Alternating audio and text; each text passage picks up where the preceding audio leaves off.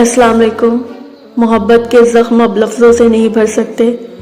जुनून ने जो उजाड़ दिया था, अब तकदीर उसे फिर से आजमाने जा रही है। आज की किस्त में कहानी का हर किरदार अपनी खामोशी का हिसाब देने पर मजबूर होगा। चलिए सुनते हैं वहशत जुनून की किस्त नंबर 34। किससे बात कर रहा था अय्याम और किस बारे में बात कर रहा था? कौन है जो उसे ब्लैकमेल कर रहा है? और जो कोई भी है, कोई लड़की है। इतना तो वो अय्याम की बातों से समझ गई थी। अय्याम उससे कुछ छुपा रहा था, किस चीज़ को लेकर परेशान था और किस बात का अंदाज़ा था कि यहाँ आते ही वो परेशान हो गया था। लेकिन उसकी परेशानी किसी नौयत की बात है, वो ये समझ नहीं पा रही थी।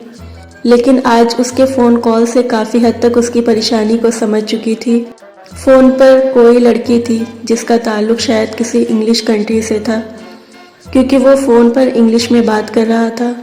लेकिन वो लड़की अय्याम को किसी बात के लिए ब्लैकमेल कर रही थी और यकीनन अय्याम की परेशानी की वजह भी ब्लैकमेलिंग ही थी। कौन थी वो लड़की और अय्याम को किस बात पर ब्लैकमेल कर रही थी? वो परेशानी से यही सब कुछ सोच रही थी। उसे पता था कि अय्याम उसे इन सब चीज़ों के बारे में हरगिज़ कुछ नहीं बताएगा, लेकिन वो फिर भी सब कुछ जानना चाहती थी। आखिर अपने शौहर की परेशानी जानने का हक तो रखती ही थी। क्या छुपा रहे हैं आप मुझसे अय्याम? साफ साफ बताएं। क्या लगता है आपको मुझे कुछ समझ नहीं आ रहा है कि आप परेशान हैं? कोई चीज़ है जो आपको बेचैन कर रही है? बताएं मुझे, मैं बीवी हूँ आपकी। मुझे आपके बारे में सब कुछ जानना है और आपको मुझसे सब कुछ बताना होगा। बताएं मुझे कि कौन है जो आपको ब्लैकमेल कर रहा है और क्यों? क्या चाहता है वो आपसे? किस चीज़ को लेकर वो आप पर टॉर्चर कर रहा है और आप मुझसे ये सब कुछ क्यों छुपा रहे हैं? वो फ़ोन बंद करता कमरे में आया तो वो उसके रूबरू आकर उससे सवाल जवाब कर रही थी। आज उसे जवाब चाहिए था। वो सब कुछ जान चुकी थी। अब वो चाहकर भी उससे कुछ भी छुपा नहीं सकता था। मुझे रूही की माँ टॉर्चर कर रही है, वो मुझे ब्लैकमेल कर रही है हीर। वो मुझे धमकी दे रही है कि मुझसे मेरी रूही को छीन लेगी। वो मुझे तो टेंशन दे रही है, मुझे धमकी दे रही है कि वो मेरी बेटी को मुझसे अलग कर लेगी। वो उससे कुछ भी छुपा नहीं पाया था, बल्कि उसके कंधे पर सर रखकर उसे सब कुछ बताता चला गया और हीर सिर्फ उसे सुन रही थी। वो अपनी बेटी को बेइंतहा चाहता था। वो अपनी बेटी से दूर नहीं रह सकता था। ये टेंशन, ये परेशानी अपनी बेटी को खो जाने की थी। वो अपनी बेटी को खो नहीं सकता था। अय्याम आप परेशान मत हो, वो आपको रूही से अलग नहीं कर सकती और वो आपको पुलिस की धमकी दे रही है तो आपको परेशान नहीं होना चाहिए, क्योंकि जितनी रूही उसकी बेटी है उतनी आपकी भी है। और वैसे भी रूही इतने वक्त से आपके साथ है तो कोई भी कानून उसे बाप से अलग नहीं करेगा। अगर उसकी माँ को उसकी परवाह होती तो उसे कभी भी अपने आप से अलग नहीं होने देती। वो उसे समझा रही थी। नहीं हीर, तुम समझ नहीं पा रही हो, ये सब कुछ तुम्हारी सोच समझ से बहुत दूर है। वो उसे आधी अधूरी बात बता रहा था जिसको वो आगे समझ नहीं पा रही थी। आप मुझे समझाएंगे तो मैं सब कुछ समझ जाऊंगी, आप परेशान मत हो। मैं तुम्हें क्या समझाऊं हीर, ये सब कुछ जैसा दिख रहा है वैसा नहीं है। आप इतने परेशान क्यों हैं? वो आपकी भी तो बेटी है, कोई भी उसे आपसे छीन नहीं सकता। और रूही को आपकी आदत है, जब वो आप पर केस करेगी तब भी हमारे पास रूही का सहारा है। बेशक वो इस काबिल नहीं है कि कुछ भी समझ सके, लेकिन कानून तो समझेगा ना कि रूही पिछले 2 साल से आपके साथ है। और कोई भी कानून अगर एक माँ को उसके औलाद से अलग नहीं कर सकता तो एक बाप से छीनने का भी हक नहीं रखता। रूही आपकी बेटी है और ये हमेशा आपके पास रहेगी। बस बाबा जानी के पास और मामा जानी के पास। वो दोनों एक दूसरे में मगन थे जब अचानक रूही उसके कंधे से झांकते हुए बोली। उन्हें एहसास भी नहीं हुआ था कि कब से रूही दोनों की बातें सुन रही है और वो दोनों उसे सोता समझ रहे थे।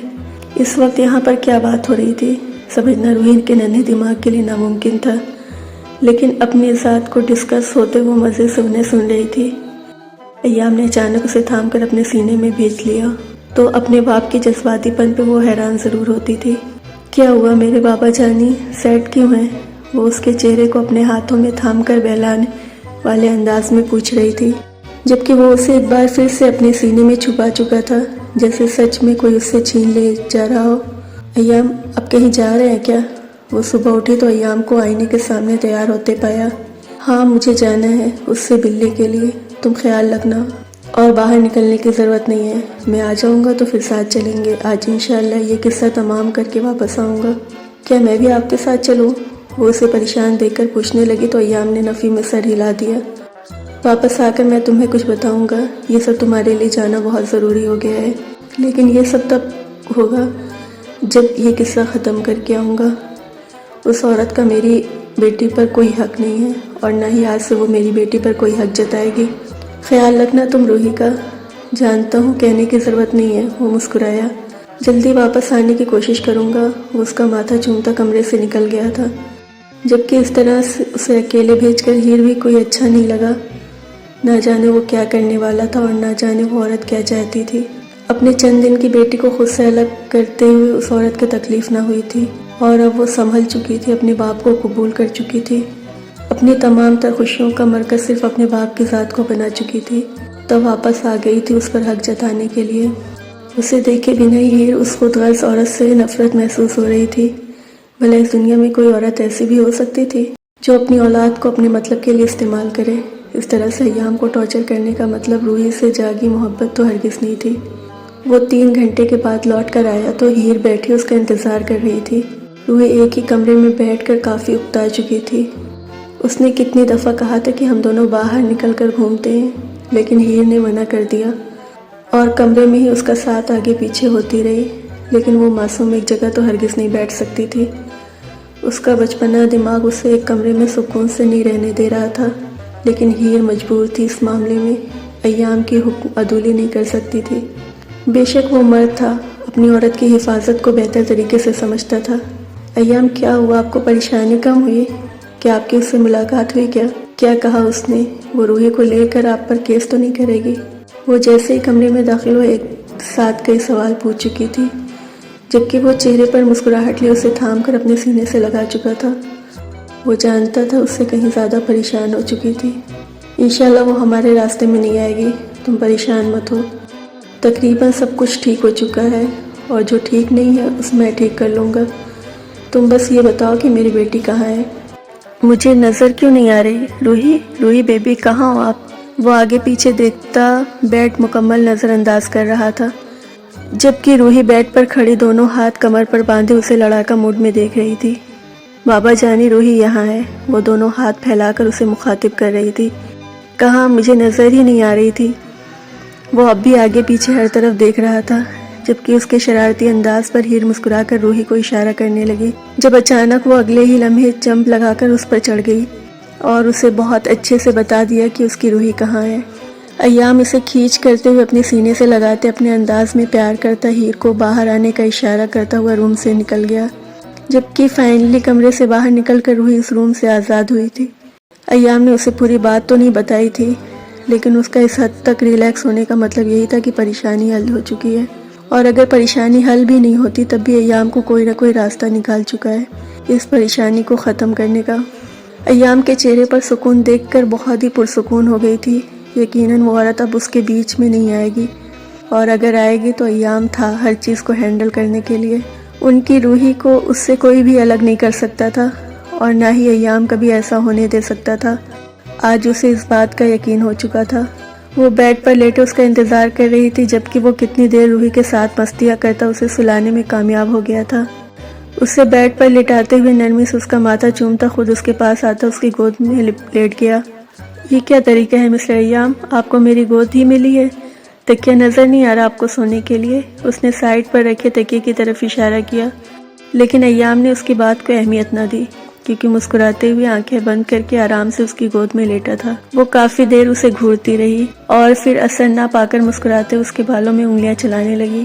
ایام، آپ کہہ رہے تھے کہ واپس آ کر آپ مجھ سے کوئی بہت ضروری بات بتانے والے ہیں۔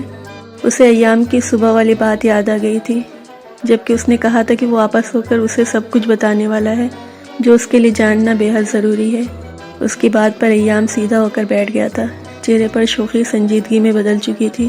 ہاں ہیر، میں تمہیں ایک بہت ضروری بات بتانا چاہتا ہوں، اور اس بات کو سننے کے بعد سمجھنے کی کوشش کرنا، یہ جاننا تمہارے لیے بہت ضروری ہے۔ اگر میں چاہتا تو اس راز کو تم سے چھپا کر اپنی نئی پرفیکٹ زندگی کی شروعات کر سکتا ہوں، لیکن یہ تمہارے ساتھ بے ایمانی ہو جائے گی، اور ایام سکندر اپنی زندگی میں کسی طرح کی کوئی بے ایمانی نہیں چاہتا۔ میں نے تمہارے ساتھ اس رشتے کی شروعات بہت مخلص ہو کر کی ہے، اور میں اس مخلص پن کو آخر تک نبھانا چاہتا ہوں، اس لیے تمہارے لیے روحی کے بارے میں سب کچھ جاننا بے حد ضروری ہے۔ وہ اسے بتاتے ہوئے کافی سنجیدگی سے بول رہا تھا، جبکہ اس کی سنجیدگی نے ہیر کو بھی ایک بار پھر سے پریشان کر دیا۔ کہانی اپنے انجام کے قریب ہے، مگر احساسات اب بھی بے قرار ہیں۔ کیا قسمت اب کوئی نیا فیصلہ سنائے گی؟ یہ جاننے کے لیے اگلی قسط ضرور دیکھیے۔ اگر آپ کو یہ قسط پسند آئی ہو تو ویڈیو کو لائک کریں، اپنی رائے کمنٹس میں ضرور لکھیں، اور ایس آئی اردو ناولز کو سبسکرائب کرنا نہ بھولیں۔ اللہ حافظ۔